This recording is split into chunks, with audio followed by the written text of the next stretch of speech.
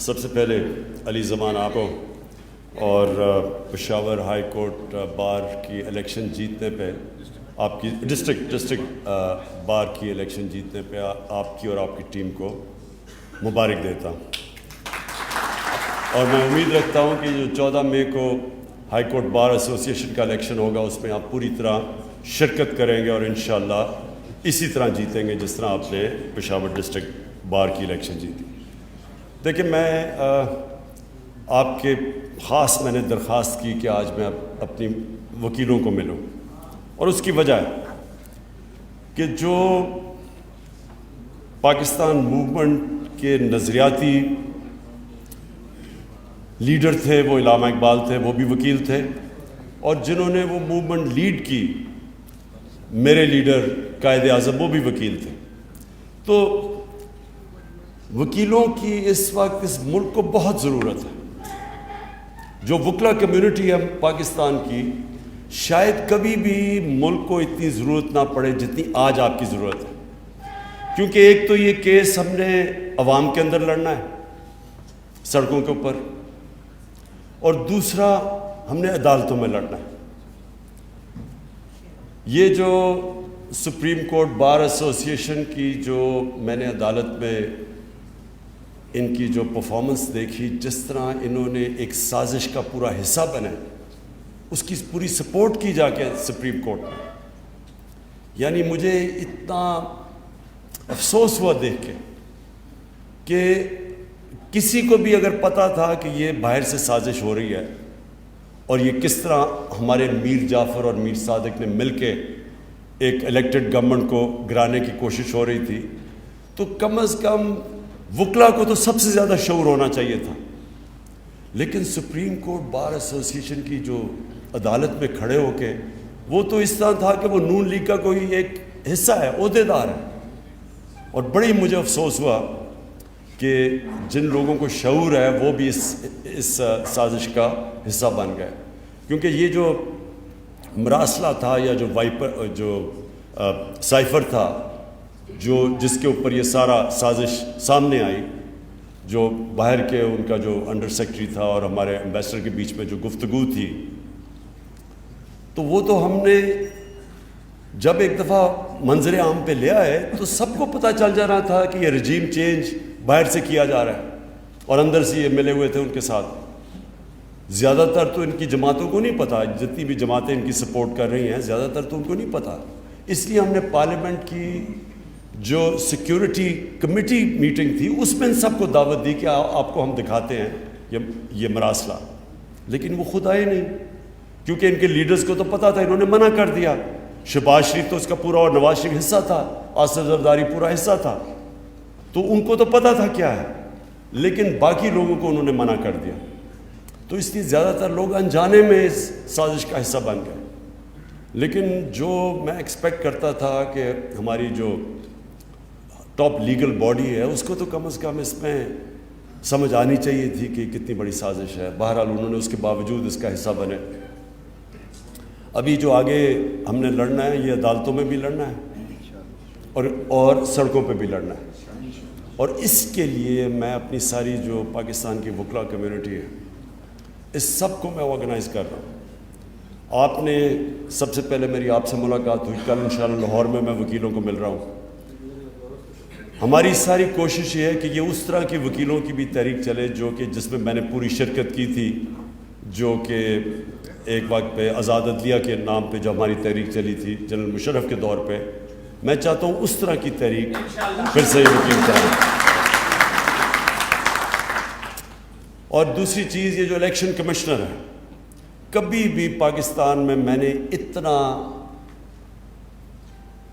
جانبدار election commissioner نہیں دیکھا جو موجودہ بیٹھا ہوا ہے۔ پہلے تو الیکشن کمیشن کمپلیٹ ہی نہیں ہے، تو سارے فیصلے یہی کرتا ہے، اور جس طرح یہ تحریک انصاف کو کوشش کر رہا ہے کہ اس کو ہر قسم کا نقصان پہنچایا جائے، یہ جو فورن فنڈنگ کیس ہے، فورن فنڈنگ کیس کیا ہے کہ بیرون ملک پاکستانیوں نے ہمیں پیسے بھیجے جو کہ ہمیں ملک چلا رہے ہیں۔ آج اگر ملک چل رہا ہے تو بیرون ملک پاکستانیوں کے پیسے پہ چل رہا ہے۔ 31 ارب ڈالر انہوں نے باہر سے بھیجا ہے، وہ نہ بھیجیں تو سوچیں گے آئی ایم ایف سے صرف 6 ارب ڈالر ہم نے ہم نے قرضہ لیا، انہوں نے 31 ارب ڈالر بھیجا ہے، تو اس پہ تو پاکستان چل رہا ہے، تو ہماری بھی بہت بڑی بیرون ملک پاکستانی ہماری بہت بڑی سپورٹ ہے۔ تو یہ جو اس وقت ہو رہا ہے، یہ جو الیکشن کمیشن کر رہی ہے کہ باقی دو پارٹیز کے کیس نہیں سن رہی، سپریم کورٹ نے کہا کہ تینوں کے اکٹھے سنو، ان کے سن نہیں رہی اور ہمیں بار بار کٹہرا میں کھڑا کیا ہوا ہے، اور تاثر یہ دی جا رہا ہے کہ جی تحریک انصاف نے کوئی بہت غیر قانونی چیز کی ہے، جو نہیں کی، جو ثابت ہو جائے گا جب بھی ہمارے سب اکٹھے مل کے کیسز سنے جائیں۔ لیکن میں یہ چاہتا ہوں کہ آپ کی مجھے ہیلپ چاہیے ہوگی، یہ جو الیکشن کمیشن کے اوپر بھی، اور پھر یہ جو ابھی شہباز شریف ہم یہ عدالت میں جا رہے ہیں کہ 16 ارب روپے کے ان کے اوپر جو کیسز بنائے تھے وہ ایف آئی اے نے بنائے تھے، جو انہوں نے نوکروں کے نام پہ پیسہ لیا ہوا ہے۔ اب یہ اقتدار میں آ کے سب سے پہلے جتنے آفیسرز انویسٹیگیٹنگ تھے ان کو فارغ کر دیا۔ یہ کیسے ہو سکتا ہے؟ یہ کہیں بھی دنیا کے اندر قانون میں آپ جانتے ہیں کانفلکٹ آف انٹرسٹ ہوتا ہے۔ اگر آپ کے کیسز ہیں، آپ کیسے اس ادارے میں مداخلت کر سکتے ہیں؟ اس کے لیے بھی ہم عدالت میں جا رہے ہیں اور آپ کی بھی ہمیں مدد چاہیے ہوگی، کیونکہ یہ تو ایک ایف آئی اے ڈسٹرکشن ہے۔ اس کے بعد تو ایف آئی اے کبھی بھی کسی طاقتور کے خلاف جرأت نہیں کرے گا کیس کرنے کا۔ کوئی بھی طاقتور، کوئی F B R, F I A, NAB, یہ سب ڈریں گے طاقتور لوگوں کے خلاف قانونی کارروائی کرتے ہوئے، کیونکہ ان کو ڈر ہوگا انتقامی کارروائی، بعد میں انتقام لیا جائے گا۔ اس لیے اس پہ بھی ہم انشاءاللہ آپ سے ان ٹچ ہوں گے، آپ کو بھی علی زمان ہم آپ کو بتائیں گے کہ ہمیں کرنا کیا ہے، کیونکہ دیکھیں یہ میں پھر سے بتاتا ہوں، یہ تحریک انصاف کی جنگ نہیں ہے، یہ پاکستان کی جنگ ہے۔ یہ اگر ہم نے قبول کر لیا، یہ جو انہوں نے ہمارے اوپر مسلط کیا سازش کے ذریعے، تو پہلے تو سب سے پہلے یہ یاد رکھیں کوئی امریکہ کے سامنے ان کی دھمکی کے سامنے نہیں کھڑا ہوگا۔ سارے پرائم منسٹر جن کو کرسی کا شوق ہے وہ تو ڈریں گے کہ کبھی بھی ہمیں ہٹا سکتے ہیں، تو وہ ہر ان کی بات مانیں گے۔ یہ بہت بڑا ملک کو آگے جا کے نقصان پہنچے گا اگر یہ کامیاب ہو جاتے ہیں، اور یہ ہر ان کی وہ بات مانیں گے جو ادھر سے حکم آئے گا۔ اب یہ جو امریکہ کی جنگ میں ہم نے جب شرکت کی تو کیا ہوا تھا؟ مشرف کو دھمکی آئی تھی باہر سے،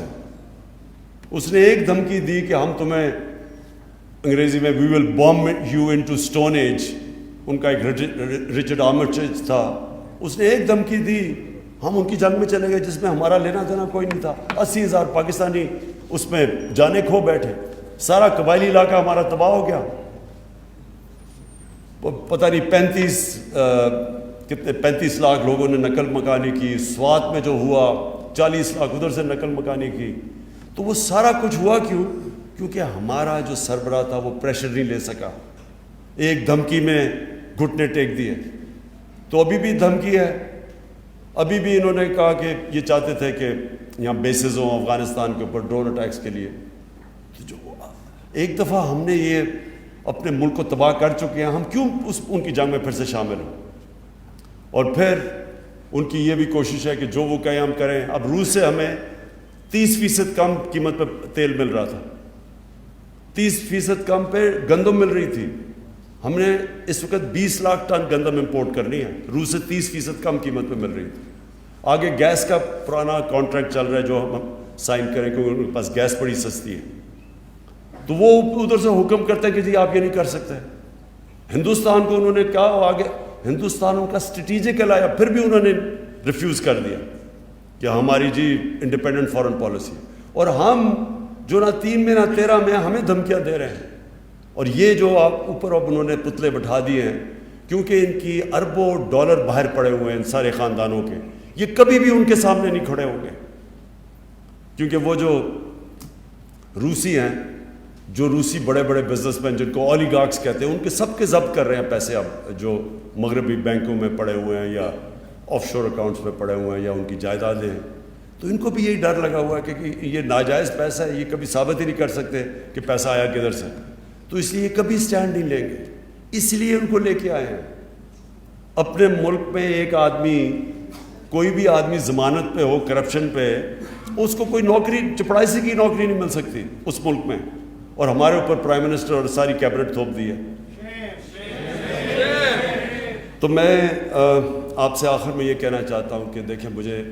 اس وقت پاکستان کے وکیلوں کی ضرورت ہے. آپ نے سب نے میرے ساتھ چلنا ہے. اپنے ملک کی سید تختہ ایک بار بھی ہم نے جیتا ہے 20 سال. اچھا ندیم شاہ. اچھا ندیم ہے یا ندیم شاہ؟ ندیم شاہ. اچھا ندیم مبارک ہو آپ کو بھی تختہ بار ایسوسیشن کی جیتنے کی. اچھا 18 سال. میں یہ چاہتا ہوں کہ دیکھیں پہلے تو شرکت ضرور کریں ہر جگہ. اس وقت اپنی ہماری صحیح معنی میں منظم کریں اپنی وکلا تنظیموں کو, لیکن سارے اپنے ملک میں وکیلوں کو تیار کریں. جو ہمارے نئی بھی ہیں نا, جو دوسرے بھی ہیں, ان سے بھی بات چیت کریں, کیونکہ وہ بھی ان کو بھی خوف ہوگا کہ کرپٹ غلام امریکنوں کے غلاموں کے نیچے اپنا ملک کا ہم ان کے نیچے اگر ہم چلیں گے تو وہ سارے ملک کو نقصان ہے. تو اس لیے میں نے کہا تھا محمود خان کو اور شاہ فرمان کو کہ ضرور میری آج وکلا سے میٹنگ کروائیں, اور ہم تاکہ آگے یہ جو آنے والی تحریک چل رہی ہے اس میں آپ پوری طرح شرکت کریں, اور اسی طرح کی شرکت جس طرح آپ نے وہ بہت بڑی وکلا تحریک پہ کی تھی جو آزاد عدلیہ کے لیے. شکریہ.